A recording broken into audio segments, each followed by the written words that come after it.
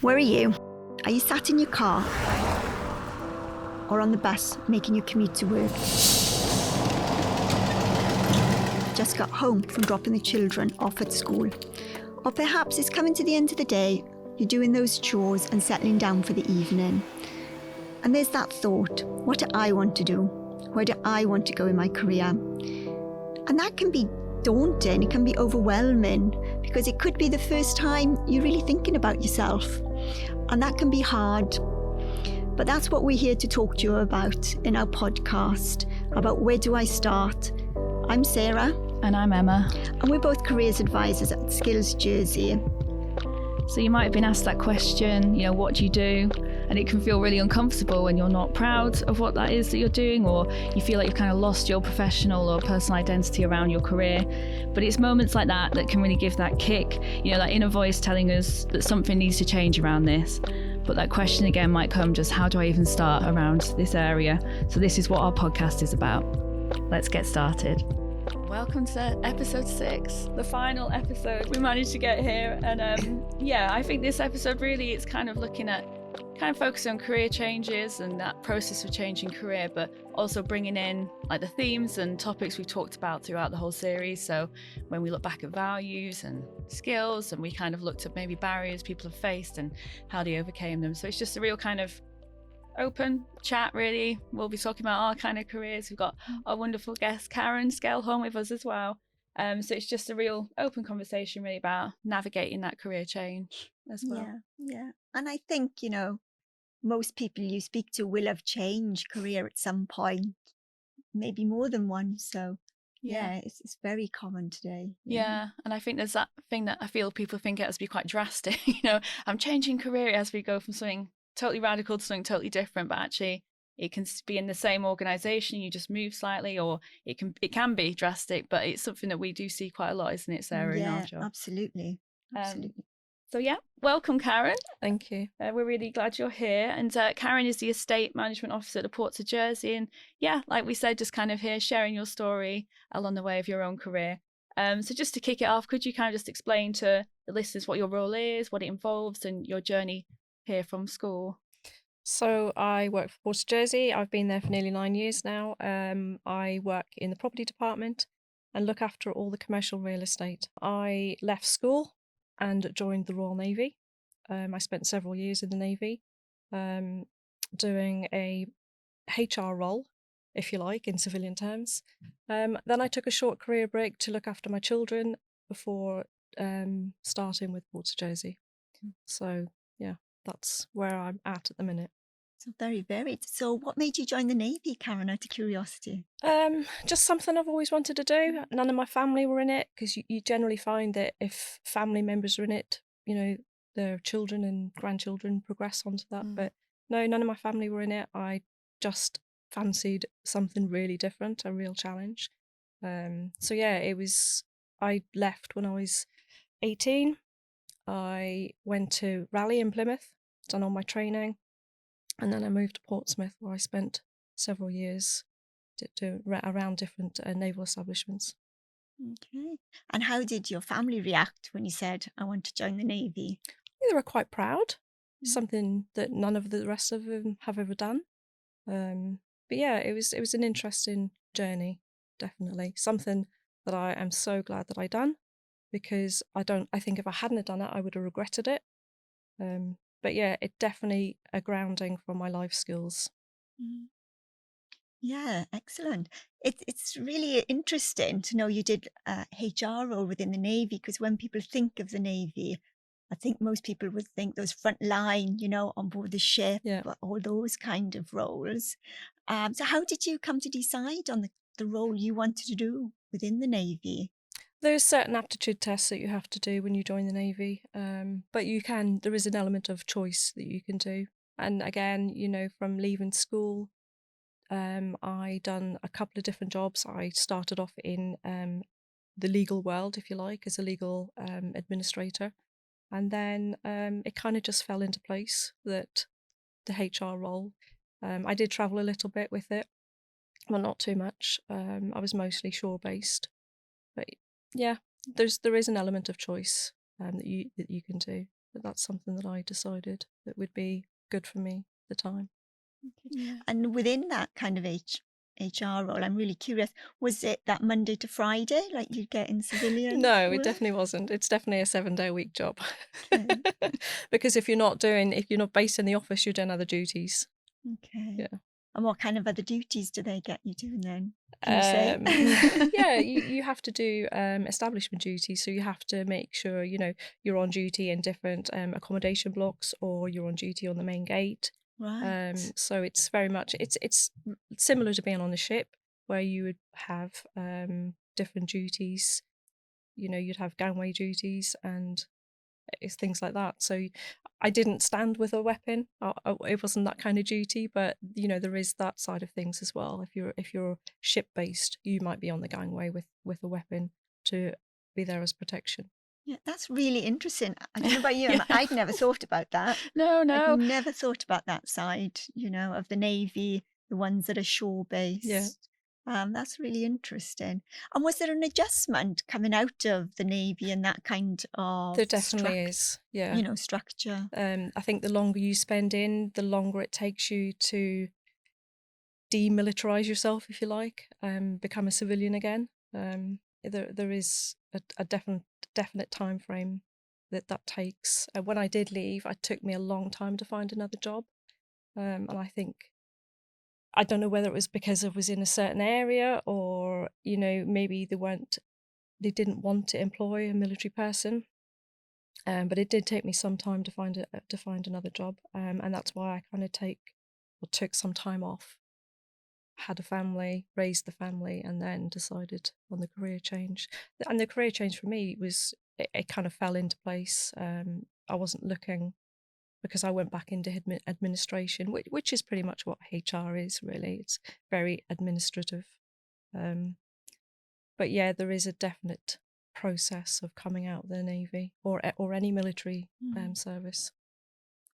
Yeah. And you mentioned before about skills, you said you don't regret it, and it really built a lot of skills for you. What kind of skills do you feel were built there for you that have kind of been taken through? So definitely time management, being able to absolutely be organizational skills. You have to be super organized when you're in the Navy. We had to be up at 5:30 in the morning. We had certain tasks to be done before we actually went out and left the building, because all your cleaning and everything needs to be done. It all gets inspected. So it's so structural based. So organization, time management, being focused, and being able to complete a task. There's so many things that I've taken away from that, that stay with me, and that actually have helped me in my civilian career. Yeah. Yeah, because they're core skills, aren't they? They Like you're are, yeah. saying, yeah. Yeah. So then you took a career break, raised a family. And how did you feel when you thought, I want to re enter the workforce now, go back to work? How were you feeling then? So it was fine. My youngest was ready to start school, and it was time for me to bring some pennies back into the Yeah. home. It was definitely the right time, and I was really lucky to find the job that I did, and I'm still there today. So, there's Port of Jersey is a really great place to work. It has changed massively over the 9 years that I've been there, because we've been through incorporation. We've had a couple of different CEOs, but it's constant change, and that's one thing that you've got to keep up with. Change is massive, but it's really organised and structural change. So yeah, I really enjoy it. It's good. It was the right time for me to start. Right. And it sounds like you found the right employer for you as well. Yeah, I think which so. is lovely. Yeah. So what was your role at the starting point at Port of Jersey? So when I started, I basically just came in as administrator. I got moved very quickly onto the project for the incorporation team, where I worked very, very closely with the property department, because we had so much property that had to be transferred from the state of Jersey to the private company that we were setting up, being the Ports of Jersey.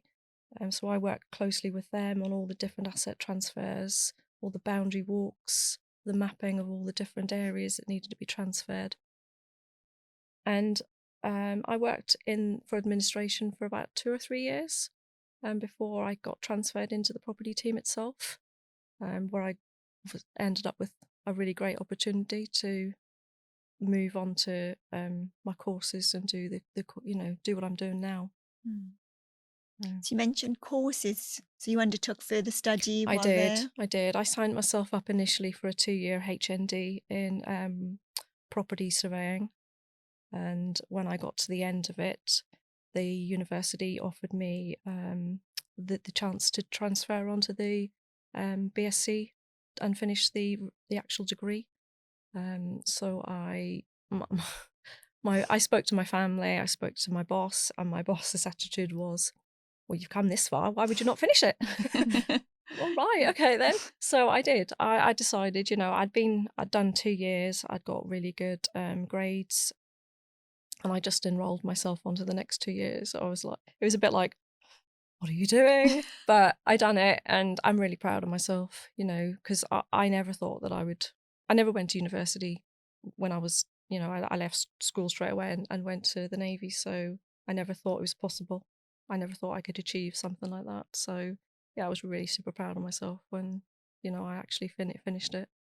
That's brilliant, because balancing work, a Yeah. family on top of Yeah. study as well. So yeah, whilst I was doing it, I had one in primary school and one in secondary school. And that was quite hard because I'd basically get up very early in the mornings. I'm an early riser anyway, so I'd get up really early, start studying, finish, get everything ready for schools and work, I'd go to work. So yeah, my work would allow me to go to lectures during work time.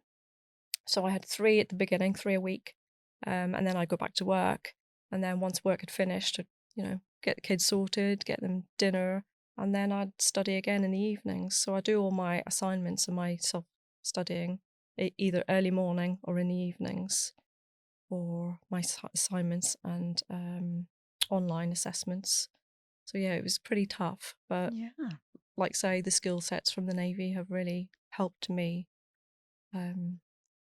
manage that organisation and the time management. You're just making sure everything else was done, but I had sufficient time to carry on and do what I needed to do as well. Yeah. Yeah. So what would you say to anybody, thinking of further study and going back to study, in similar circumstances, working with a family? Look into it, do your research. It's definitely possible. I think you've got to have the right mindset. You've got to be selfish sometimes as well, and you've got to allow yourself the time to.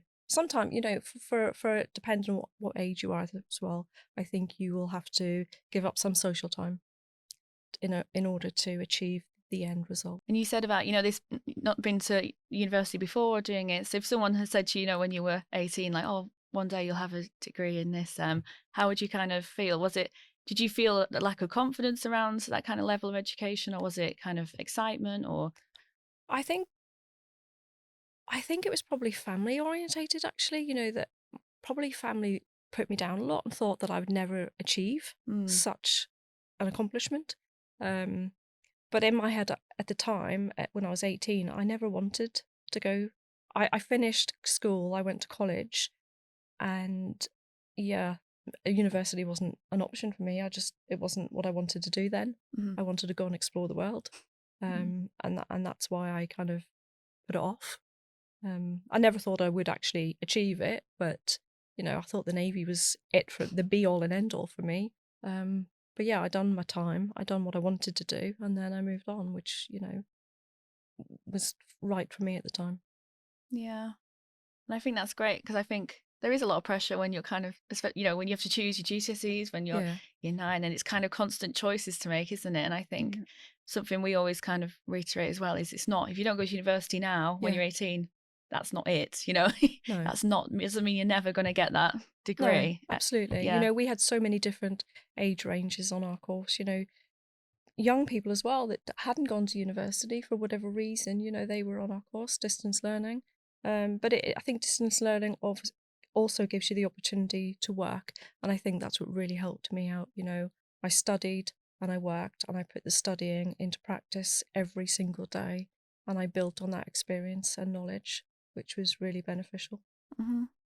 Whereas I think at university, it's just you are literally just studying. You might have a part-time job that is completely unrelated, but the distance learning was really helpful because, like I say, I could just work and learn and put it all into practice every day, which was brilliant. Yeah. Yeah. And I think depending how you are as a learner, if that works better for you as well, that can really help with the study as well, because you're seeing it Putting it into practice every day. Absolutely. So now, when you're in estate management and you said that briefly said at the start about what it involves. So what is it that really draws you to it? What kind of do you really enjoy about being I've in always loved property. I've always been really nosy about it, and I think that's where it's all come from. Being nosy. I'd always be on the internet looking at houses. Whether I was just looking at, I'd want to see the pictures. I'd want to see what it was all about, and I'd track the values going up and going down in different areas. Yeah, I mean that's the residential side. From my point of view, we don't have any residential. We're fully commercial, so it is very different because I deal with warehouses and offices and stuff like that. So, but yeah, I've always had a really keen interest. Never really knew how to get into it. Whenever I was at school, the career side of things was never fantastic. I don't think it not like it is today for the kids. But yeah, just really nosy, and I think that's probably how I got into it. I know that sounds really bizarre, but I think you have to have that kind of keen outlook. And like I say, an opportunity presented itself within Ports of Jersey, and I just grabbed it. I just thought I have to take this. I've been offered pretty much the opportunity of a lifetime. From my point of view, I'm probably middle-aged now, but I've still got a good 20 odd years ahead of me that I could offer a career change and take it and still have time to see it out. Yeah.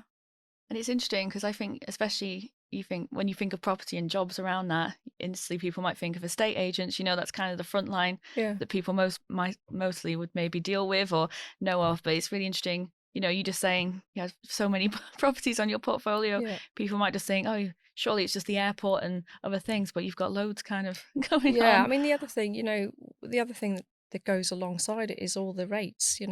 Every year we have to pay our parish rates, so all those properties need to be declared, and all our occupiers to those properties need to be declared to each parish. So it is a massive. There's so much more to it. Technically I wear like 3 different hats because I've got landlord's hat, which is keeping everything, making sure everybody is complying with the terms of their agreement. I've got my estate management hat where I'm looking after the estate, monitoring what's going on, making sure the properties aren't empty, and if they are empty, then I'm looking for a new tenant for them. And then I've got my governance hat, which I have to make sure that all my paperwork is absolutely spot on, because we do get audited. So I've got almost 3 elements to my job as well. So there is a lot to it, and like you say, there is only 2 of us that are doing it at the minute, so it's quite a busy job. But it keeps me on my toes, certainly does, and I really do enjoy it. People think it's not a very sexy job, but you know what? I love it. I do. And that's what's important. Exactly, that's what makes the difference. Yeah. So when you think, like, what advice would you give to, or maybe it's like the stages you're saying, maybe thinking they're maybe already at like an organization or company like you were, and maybe want to try something different, or maybe sidestep and into something quite different, but aren't quite sure how to maybe go about it? Yeah, I'd say that, go and speak to your manager, speak to your HR department. If you've got something in mind that you would really like to try, I don't think anybody would be opposed to it. If as long as you speak to people, there might be an opportunity for you to do a secondment or just go and try it out and see what you think of it. You might get there and absolutely hate it, but you've tried it, and that's the main thing, isn't it? Like me, if I hadn't joined the Navy, I would have always regretted it. So you've got to try these things out. Go and speak to people. Find the industry that you want to try and seek people out from that industry. People will talk to you. That there's plenty of people around the island in different jobs that will talk to you. You guys as well, Yeah. You guys have got knowledge and experience or contacts that people can talk to, and it's don't suffer in silence. Talk to people. Absolutely. And, some of our other guests have said exactly that, use your network, speak to people.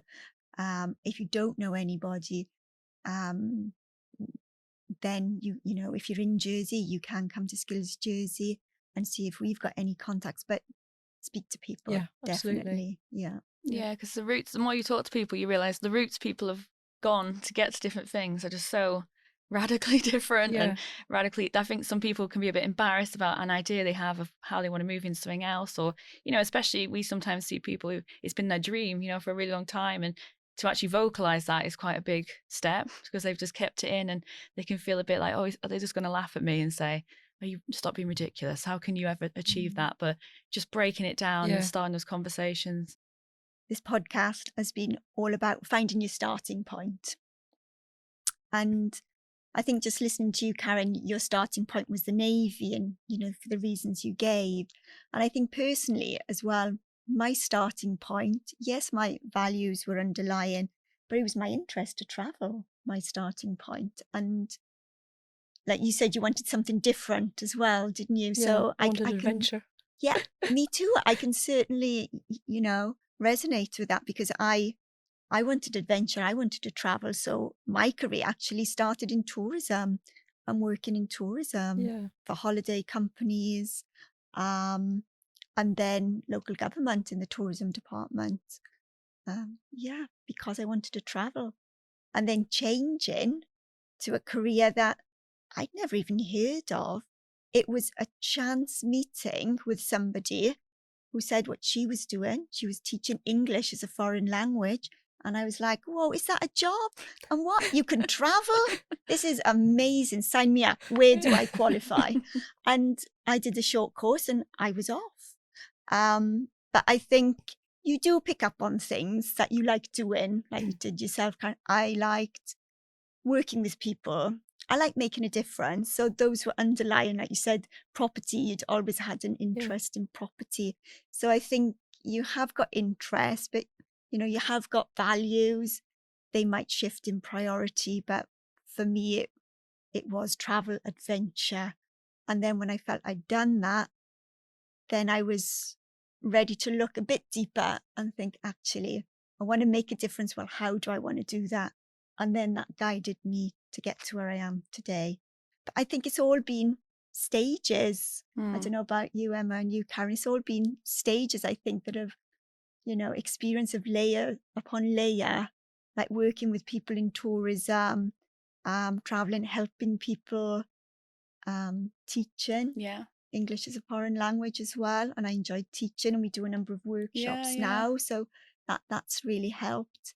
But I think, and when you teach, you do kind of use a lot of listening skills, mentoring. So, that was another layer to get where I am today. Yeah. I don't know about you, Emma. Yeah, absolutely. I think if you looked at my CV, this is why I always think you've got to just, if you looked at my CV, you might think, oh, that's a bit random. How does that all link together? And I think when I reflect back and as you go through, like you say, at the time, you might not kind of see those values that are kind of underlining everything. But I've worked in the arts. When I graduated, I went straight into like the art world. I was kind of in fundraising. And but when you think around skills with that and the underlying of whether it was wanting to help this arts charity help people, that kind of value of just wanting to help people and support people was there. It was just in a very different place. So it's like fundraising and working in charities. And again, I work for another charity that helped musicians. And even again, you might think, how does that piece with that? But again, it was that support. It was the like welfare support role. And I think, eventually it leads you to this point where you think, actually, I can see that thread between it all. Yeah. And if you can reflect on that and have the confidence to talk about that yourself, if someone would say, oh, you've done quite a few different things, why is that? And you can kind of say, well, actually, the whole way through, it's all actually been about helping people and supporting people, but in a just very different way. So yeah.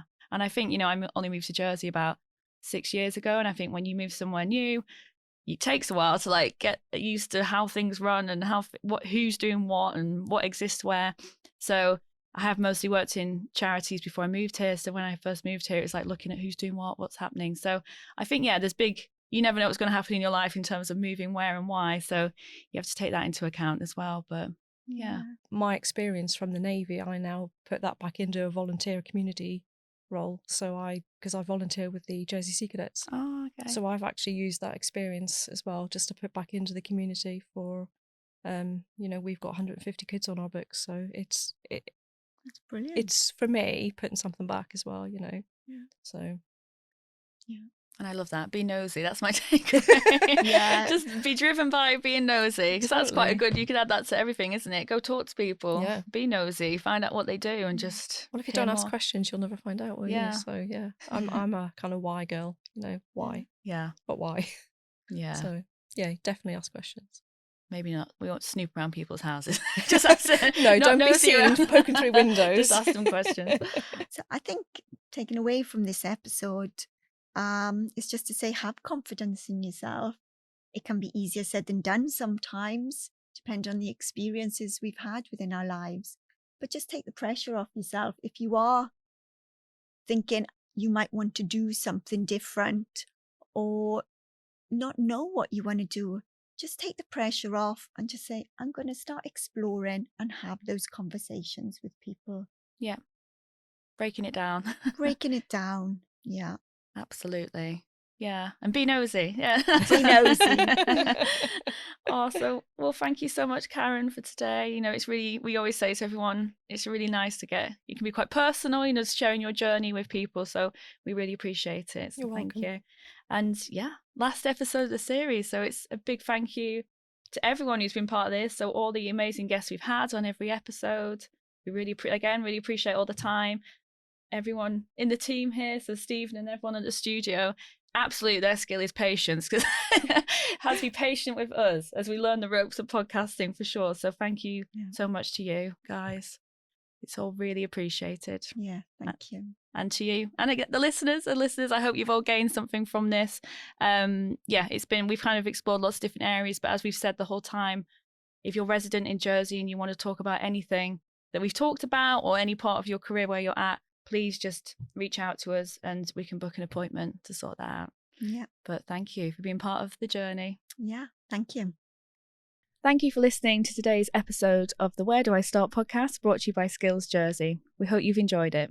We'd love to hear your thoughts about today's episode, so please feel free to contact us either through our social media accounts on Facebook, Twitter, LinkedIn and Instagram, or you can email us skillsjersey@gov.je. Thank you.